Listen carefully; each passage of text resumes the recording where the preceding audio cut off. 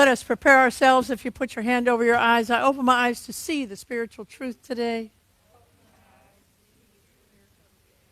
And open your ears to hear the spiritual truth today. Now just put your arms over your heart and reach it out. I open my heart to receive the spiritual truth today. The spiritual truth that I'm working with today is that you are a prosperous being. Right now, you are a prosperous being.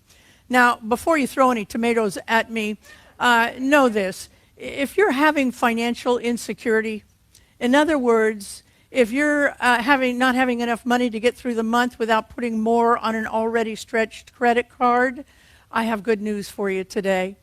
If you and I can understand and practice, now both of them are incredibly important. First, we have to learn the spiritual principle of abundance, and then we have to practice it. But if we practice the laws of prosperity, you will understand that you always have been, you are right now, and you always will be a prosperous being in this life. It's in your DNA. One of the greatest things about this church and the God of our understanding here at CSA is that God has left us a blueprint, a playbook, a guide on how to be successful. And if we're willing to understand this guide, willing to learn it, our job is to learn more about how prosperity works. And as I often say when I'm talking about prosperity and abundance, look, if you have more money than you ever wanted, in fact, having one more dime in your bank account just makes you nauseous, this message is still for you. Because these laws and lessons about prosperity will work in any area of lack in your life. They will work on romantic lack in your romantic life. They will work on lack in your creativity. They will work on lack in your job hunts.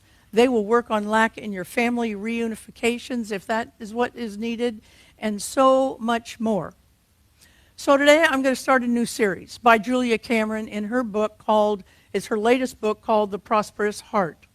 Some of you are familiar with Cameron's work because you did the work in her book called The Artist's Way, A Spiritual Path to Higher Creativity.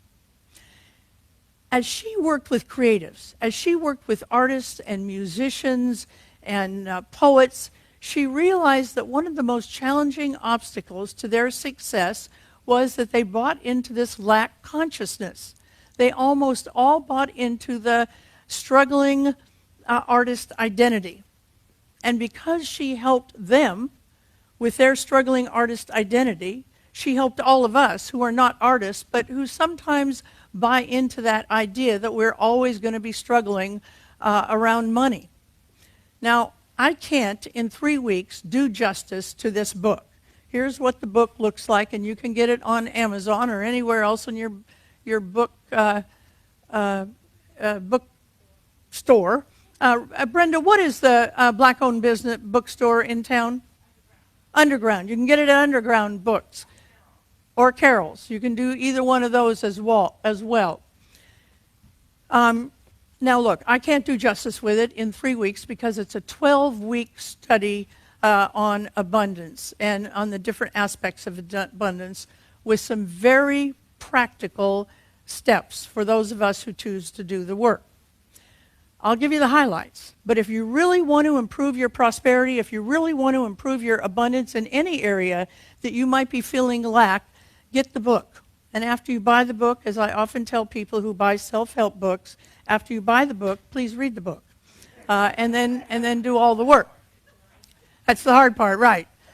Some of you who are joining us for the first time today may be wondering why financial security is in a church sermon. In the Jewish Bible, there are 613 commandments that deal with keeping your finances kosher. Kosher simply means fit, keeping your money fit, such as, I will make you exceedingly fruitful, and those who seek the Lord shall not lack in any good thing. And in Christian scripture, beloved, I pray that you may prosper in all things. And from Jesus in Luke 16, if you're not trustworthy with worldly wealth, Who will trust you with real wealth? Hindus have the goddess Lakshmi, the goddess of abundance, who writes, wealth is considered divine and essential requirement for prosperous and continuation of life on earth. Now the truth is, I could go on and on with every major religion and bring you scripture that invites you to keep your finances kosher, to keep your finances fit. But the real reason I'm bringing it into the church today is that I believe the church is responsible and is charged with bringing spiritual principles, God's blueprint, into understandable and achievable practice. And we practice God's blueprint here at CSA, not so we can go around being more spiritual or higher than mighty, but so that we can go around being happy people. We can go around being the people that God sent us here to be. Happy, loving, prosperous. And people who are struggling with financial insecurity, and there's no shame in that, by the way, because I don't know anybody who hasn't had a season or two or more of financial insecurity. It happens to, well, it might not happen to all of us. I don't know those people, and I don't really want to know those people. But the truth is that we're not happy when we're in financial insecurity. At least I'm not, during the times that I've struggled in my life. I'm hurting. And here's what we know. Hurting people hurt other people. Happy people help other people. Cameron starts the book with a discussion of the 5 tools we need to improve our prosperity consciousness. And she starts out her first chapter saying that prosperity is spiritual, that the key to prosperity is spiritual willingness. In other words, do the work with the faith that it will work. It's sort of like what Sister was singing about this morning. God's not going to give up on us. God's not going to give up on us. If I was in another church, I might say this: the devil is in the doubt. When we doubt, we look for evidence it's not working. When we empower ourselves with the faith that it will work, we start looking for evidence that it is working in our life. The first tool she calls the morning pages, and if you've done the work in the artist's way, you are familiar with them already. If you're not, you simply get 3 pages of 8.5 by 11 sheets, not connected to a journal, not connected to any book. 3 standalone pages, and when you wake up in the morning, you start writing longhand, stream of consciousness. Don't judge. Nobody's going to see these. That's why they're not connected to a journal. You're going to write them out, then you're going to throw them away. And here's the thing. You will be amazed at how these writings will provoke, they will clarify, they will cajole you, they will prioritize and synchronize the day that you have ahead of you. They will also help you discover your values, because you will be writing about things that happen to you while exploring things that are happening within you. There's an intermeshing in the morning pages of the outer world and the inner worlds of your life. Now, at first, the morning pages might seem negative. You might be saying, look, all I'm doing is griping. I want to be a positive person. I go to CSA. They're always preaching about being positive and keeping a positive attitude. And all I'm doing is griping. I want to stop. You know, here's the thing. That stuff is in you. If there's negative stuff in you, get it out on the morning pages. Let the morning pages capture your shadow so that it doesn't bleed out all day. You become aware of it. You can begin to see it. It doesn't fester in your life.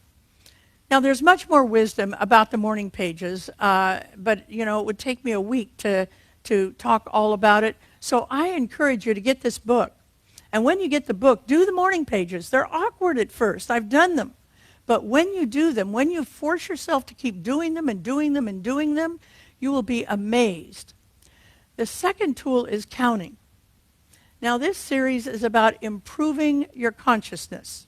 And sometimes that's best done through spiritual practice. Counting is a spiritual practice. It's very simple. Get a little booklet and write down everything that comes in and everything that goes out.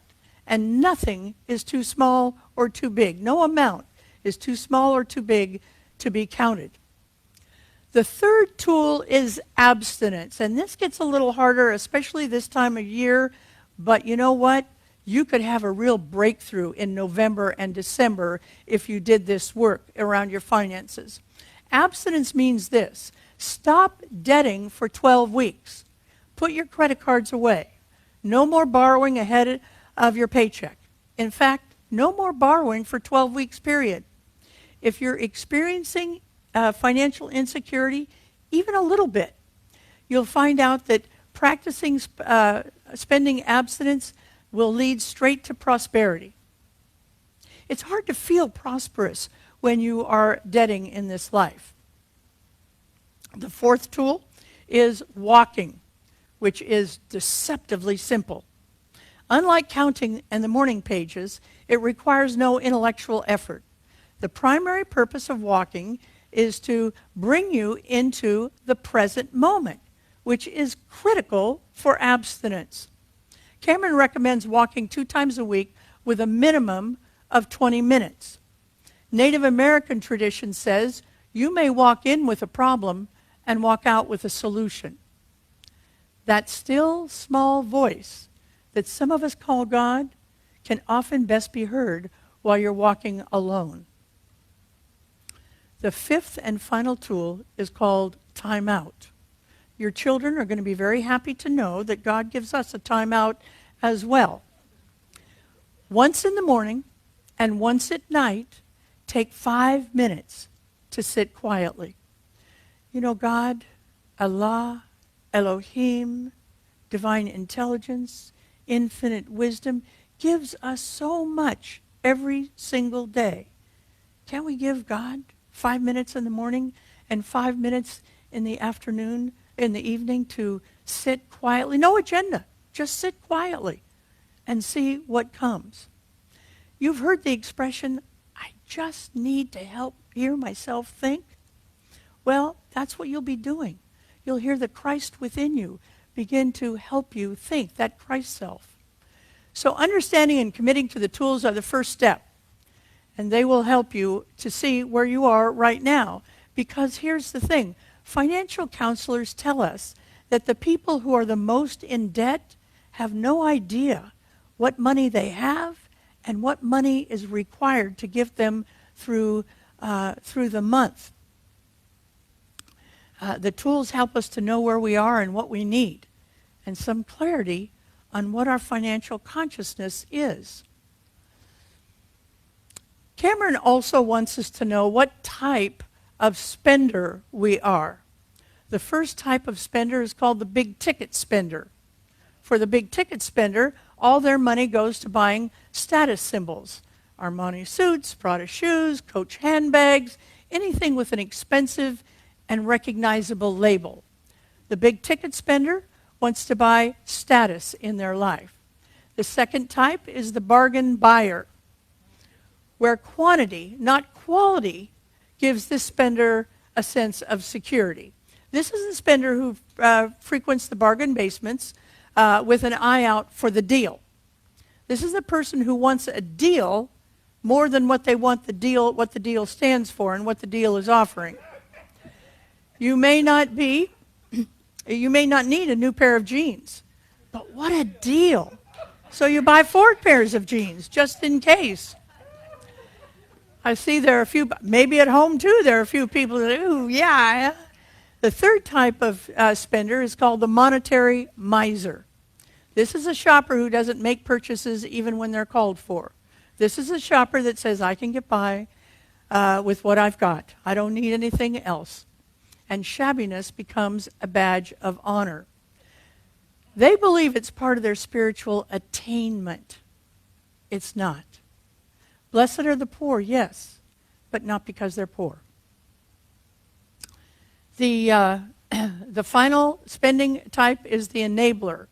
It is the person who tries to medicate the anxiety of somebody else by spending their own money to make them feel better.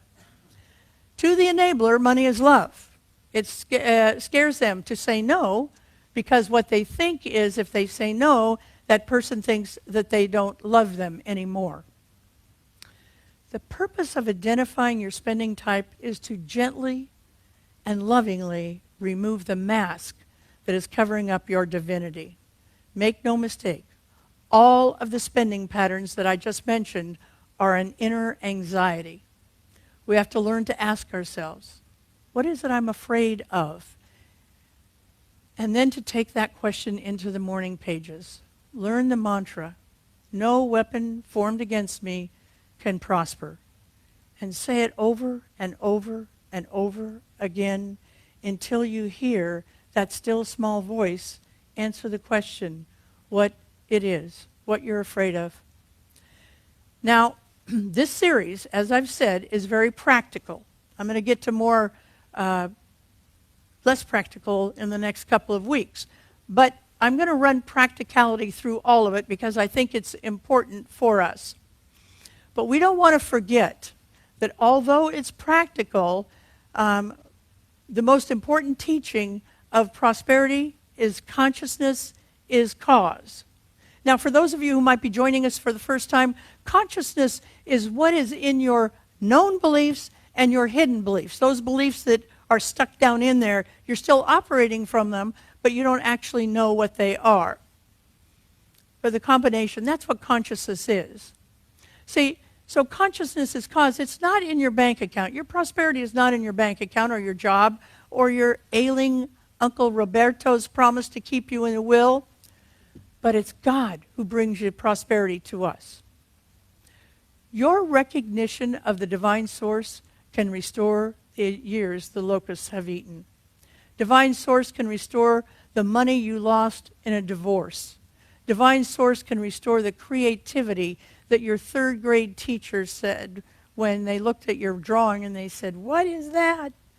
Divine source can restore the passion in your marriage that got lost in being human doings instead of human beings in your life. Your recognition of the divine source can make all things new. The work we'll be doing together in this series is to wipe away the bad habits and the misunderstandings that you have about another critical spiritual truth. We live in an unlimited universe. So I hope you'll stay with me for these 3 weeks. We're going to really look at how we can improve. You know, November is often called the month of abundance. We have the horn of plenty. We have songs about abundance. And so we're going to really look at your abundance, not the church's abundance, not the country's abundance, but your personal abundance during these 3 weeks that we're going to be working with this. So let's take this message into prayer. There's only one power. It's the power of love. And it comes through us gently and lovingly and firmly and flowingly. And I give thanks for that. I release this word into law, and together we say, and so it is. And I just want to